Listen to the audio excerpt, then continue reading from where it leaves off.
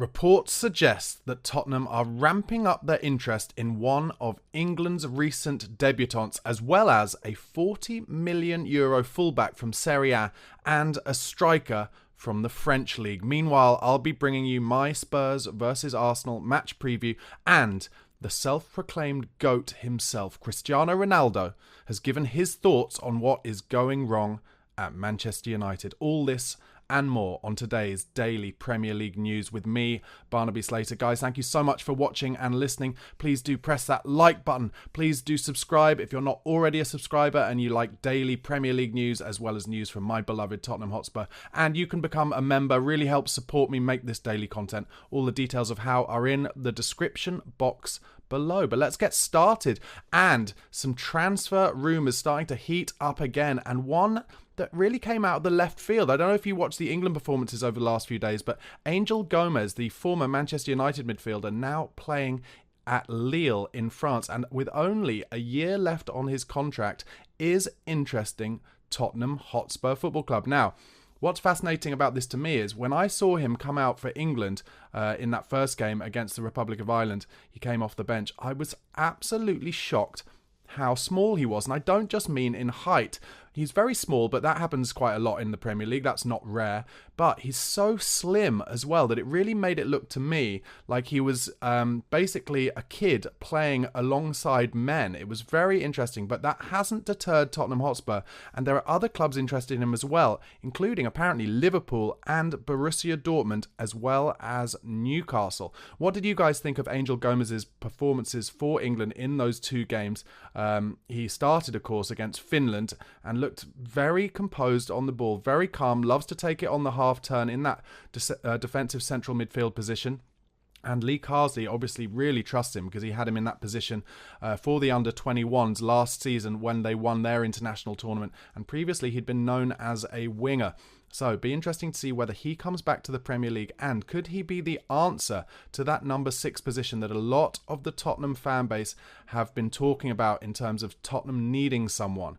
I mean, frankly, he is the antithesis to Rodri at Man City, who is kind of on the pedestal of the best number 6s in the world, isn't he? But could we have the answer there in Angel Gomez, at the absolute opposite to Rodri in terms of stature at the very least? Meanwhile, Chelsea and Tottenham both apparently interested in 19-year-old Danish international Patrick Dorgu, who of course plays for Lecce, but they want to get €40 million for him, which is £33.8 million.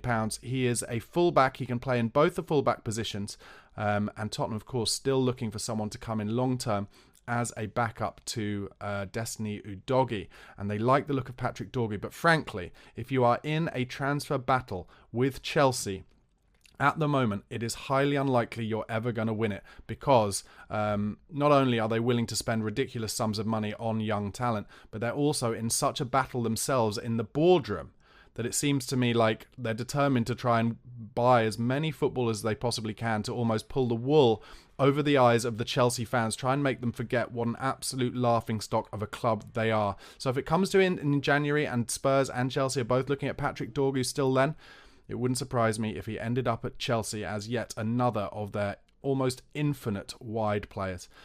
Another rumour that will not go away and has come back again yesterday is that Tottenham are interested alongside Arsenal and Newcastle in signing 24-year-old Canadian striker Jonathan David, also from Lille. Apparently, according to Tutto Juve in Italy, Juventus also interested in the player. This one would surprise me because, of course, Spurs went big on Dominic Solanke. The only thing I can think as to why Tottenham might be still sniffing around other strikers is, of course, Big Ange Postecoglou likes versatility, and maybe David can play in a few of those forward positions. But also, Richarlison, yet again, on the injury table this season. Looks like he's going to be out of the Arsenal game. And I think Big Ange Postecoglou getting as frustrated with Richarlison as he was with Giovanni Lo Celso in terms of him just not being able to get on the pitch nearly regularly enough. So maybe he's hoping that in January, Richarlison will get a move away for maybe somewhere between 40 million, 50 million, something like that.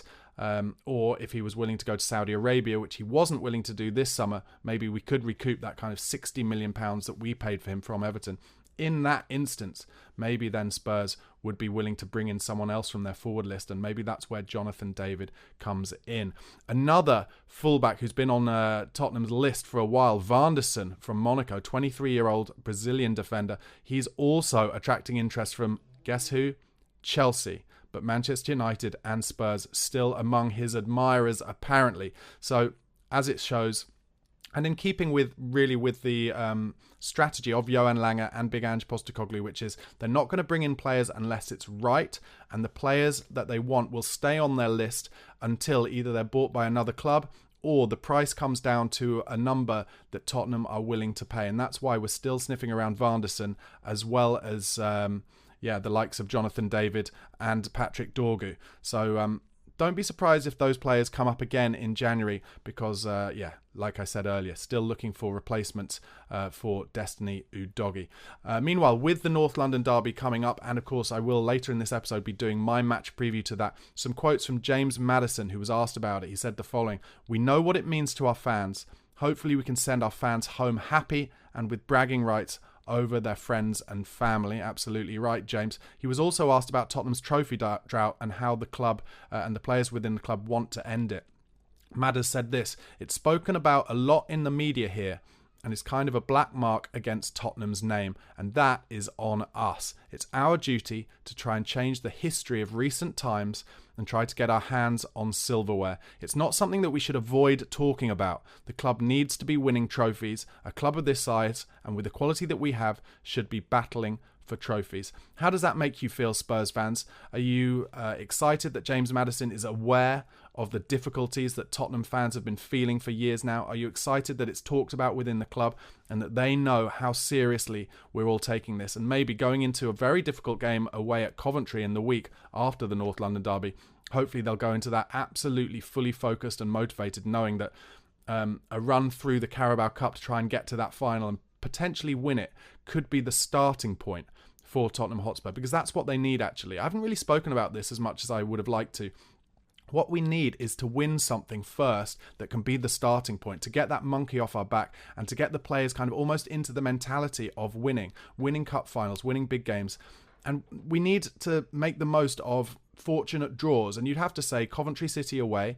It's not the easiest draw of all time, but it's a fortunate draw. Last year was harder. Fulham away in our first game of the Carabao Cup. So let's take advantage of these, because too many times over the last few years in both the Carabao Cup and the FA Cup, we've been defeated away from home against lower division teams. I can think of Middlesbrough, I can think of Nottingham Forest, I can think of losing at home to Norwich in the FA Cup on penalties, where Troy Parrott, if I remember rightly, missed his penalty during the shootout.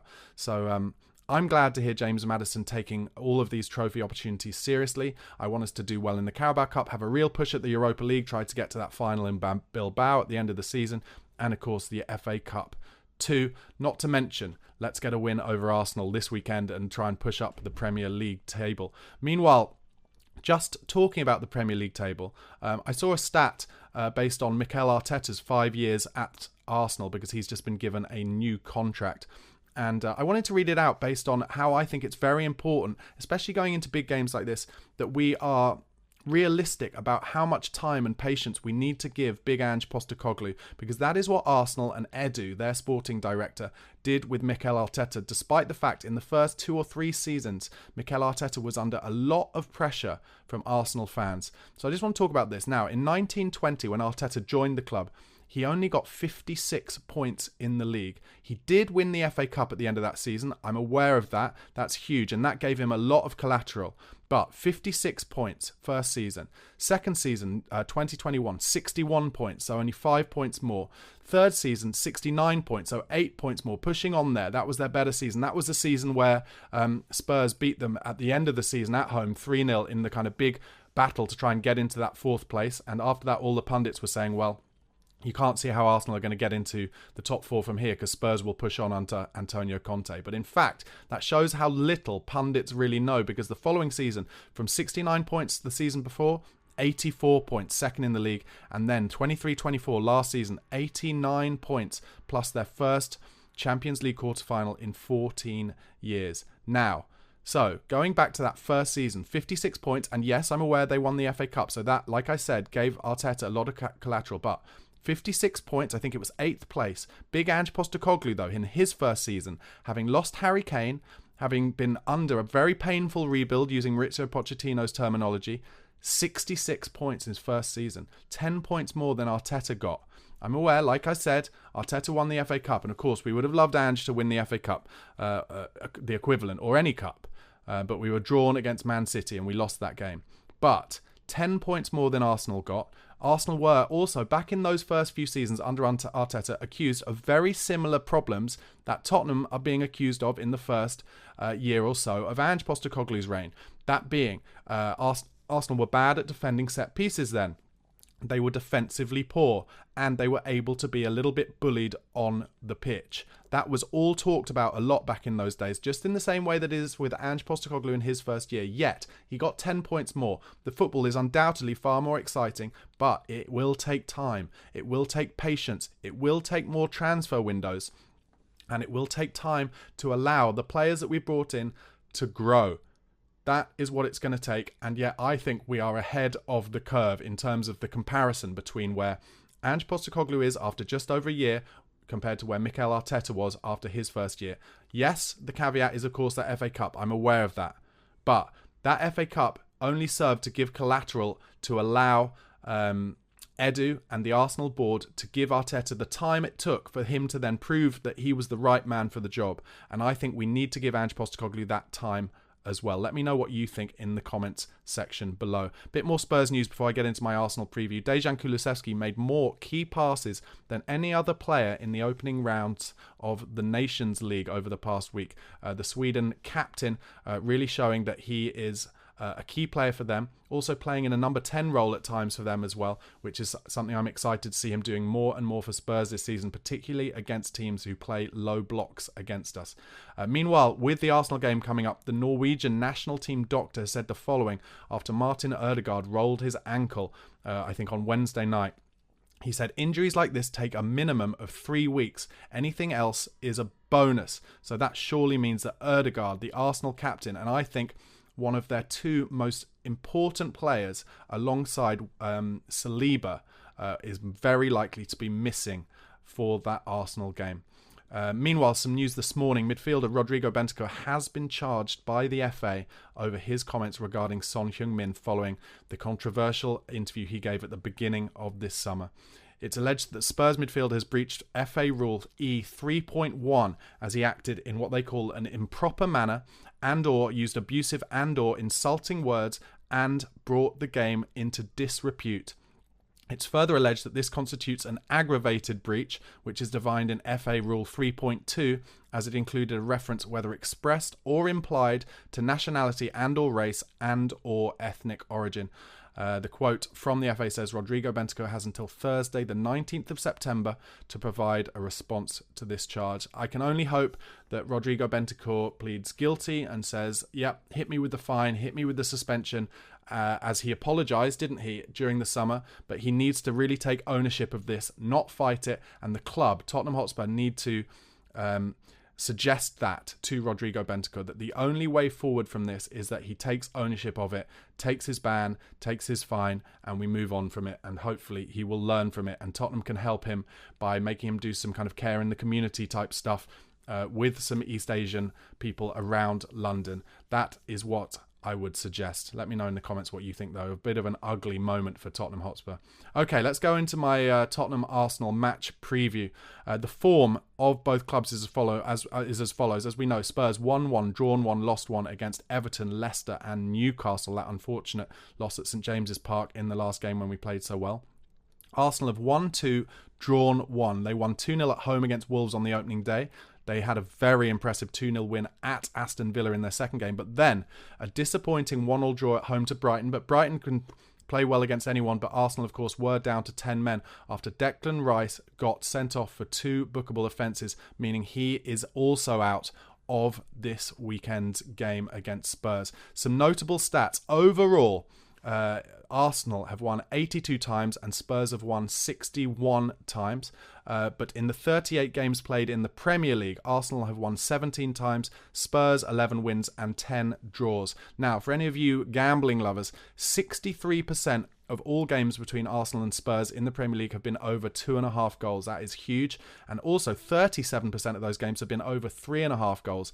And you'd think that with Big Ange Postecoglou going absolutely for it, hell for leather, that there'll be a lot of goals in this game, as there were in last season's games. It was 2-2 away and 3-2 at home to Arsenal. 68% of the games are both teams to score, meaning that both teams score in the game, so that's very high as well. All matches in the Premier League between Arsenal and Spurs have averaged 3.32 goals per game. That's huge. Meanwhile, form-wise, in terms of conceding goals, Spurs at home currently conceding 1.3 goals per game, and Arsenal away from home only conceding 0.6 goals. And Arsenal have won twice in a row, 2 seasons in a row, at the Tottenham Hotspur Stadium. So none of those stats looking particularly good for Spurs. The last 8 results against Arsenal for Tottenham, we've won 2, drawn 1, lost 5. Last season, as I said, lost 3-2 at home, drew 2 all away. Season before, lost 2-0 at home and lost 3-1 away. Season before was that year under Conte, where we won 3-0 at home, but we lost 3-1 away. And the season before, we lost 2-1 at home, 2-1 away, and won 2-0 at home. So Spurs not on a good run over the last day, only a couple of wins. The odds, Spurs win just over 3-1, Arsenal win 2-1, so they're the favourites, with a draw about 3.5-1. So let's get on to the team news. Tottenham, of course, hoping to have Mickey van de Ven and Dominic Solanke back after neither were available for internationals because of injuries picked up earlier in the season. Richarlison most probably out, and another possible injury picked up over that international break as Yves Bissouma limped out of Mali's game, having scored a goal, but then got a knock. Bissouma once again showing his inconsistent ability to play games regularly. He's not definitely out, but he is noted a doubt. But Arsenal definitely have problems of their own. As I mentioned, Declan Rice suspended, likely missing Ødegaard, possibly Calafiori, who had to leave the Italian camp during the week, and possibly Gabriel Jesus, also a doubt. Definitely out with injury are their new signing Marino, Tomiyasu and Kieran Tierney. So my predicted Tottenham team for the game is as follows: Vicario, Pedro Porro, Destiny Udogie, Christian Romero, and then either Van de Ven or Dragusin, depending on that injury. I'm assuming that Bissouma's knock will give Ange Postecoglou the chance to start Rodrigo Bentancur in defensive midfield, and if he's likely to get a ban because of that FA charge, maybe Ange will take this opportunity to play Bentancur while he still can. I think Pape Matar Sarr will start in midfield alongside James Maddison as well. And then I think Sonny will revert to the left.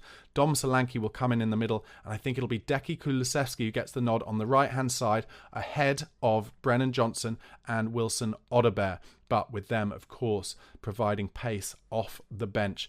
As I said, last year's game, we lost 3-2 at home. If you remember that game, or if you don't remember that game, 3-2 defeat. Ben Davies had to start because Udogie couldn't. We were 1-0 down from a Pierre-Emile Højbjerg own goal from an in-swinging corner. Then Mickey van de Ven had his goal disallowed for offside. Unfortunately, it was absolutely minuscule. Christian Romero hit a post from a corner, and then a breakaway goal for Bukayo Saka after what should have been a penalty up the other end, after Decky Kulusevski drove into the box from the right-hand side and had his heels clipped, and he should have gone down, but he didn't. He tried to be too honest, and as a result, not only did we not get the penalty, but the ball went up the other end to make it 2-0.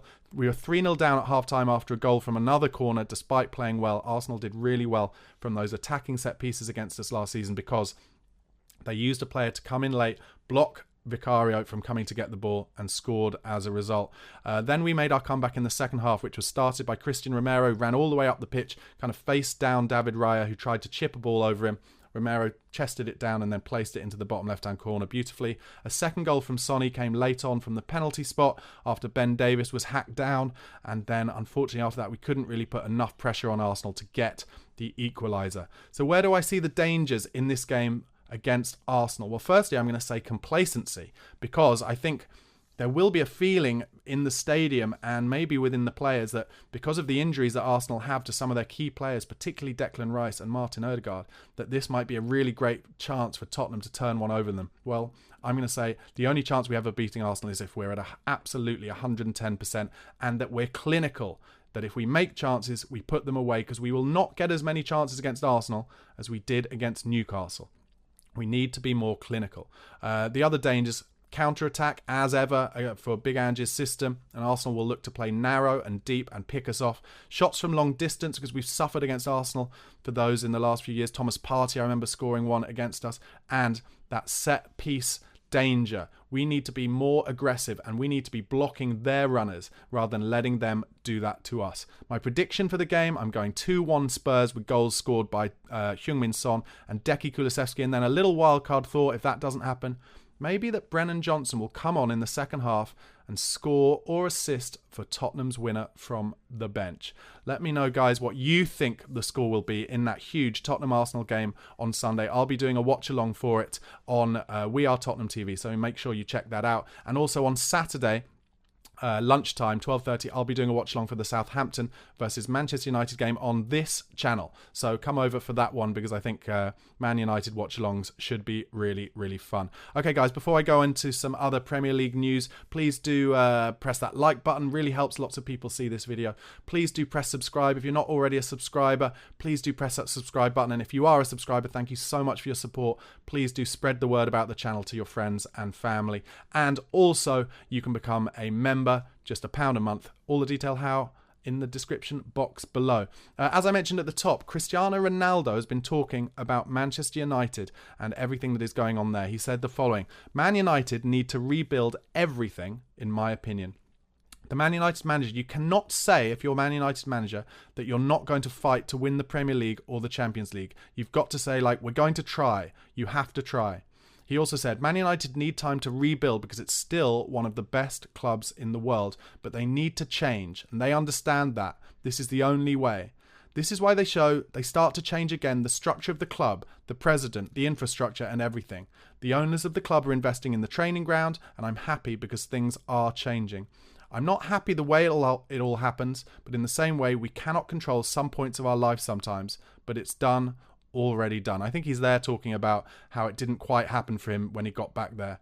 He talked a little bit about Ruud van Nistelrooy coming back in as an assistant to Ten Hag, and he said this: if Ten Hag listens to Van Nistelrooy, maybe he can help. He knows the club, and the club should listen to the guys who were there. Rio, Roy Keane, Scholesy, Gary Neville, Sir Alex Ferguson. You cannot rebuild a club without knowledge. That's an interesting one for me, because I actually think United really suffer from the way that their ex-players talk in the press about how good it was when they were there winning everything compared to how it is now.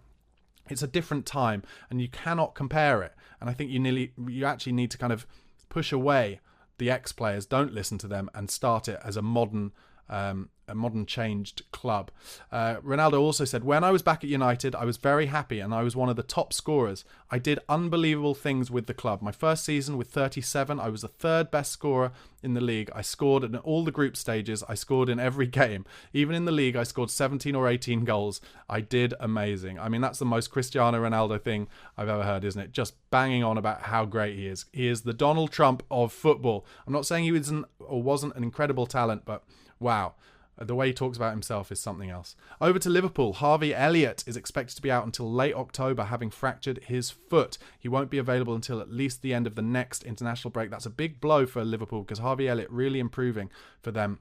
West Ham are preparing to receive an offer from Galatasaray, according to reports, for their 30-year-old defender Emerson Palmieri. However, Fabrizio Romano has fought back against that this morning and said that Emerson will not go to Turkey, as he's happy at West Ham. As I mentioned earlier, Mikel Arteta is signing a new contract at Arsenal till 2027.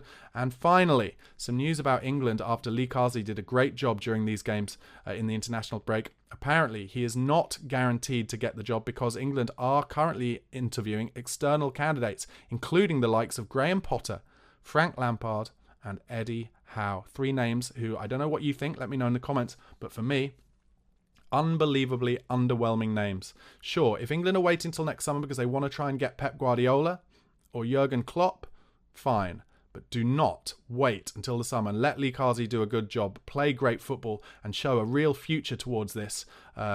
Good football, playing front foot, positive stuff, and then not give him the job and employ someone like, dare I say it, Graham Potter or Frank Lampard or Eddie Howe. My God, that would be terrible. Anyway, guys, thank you so much for watching and listening. I really do appreciate it. Press that like button, do subscribe, and I'll be back once again tomorrow. Have a good day.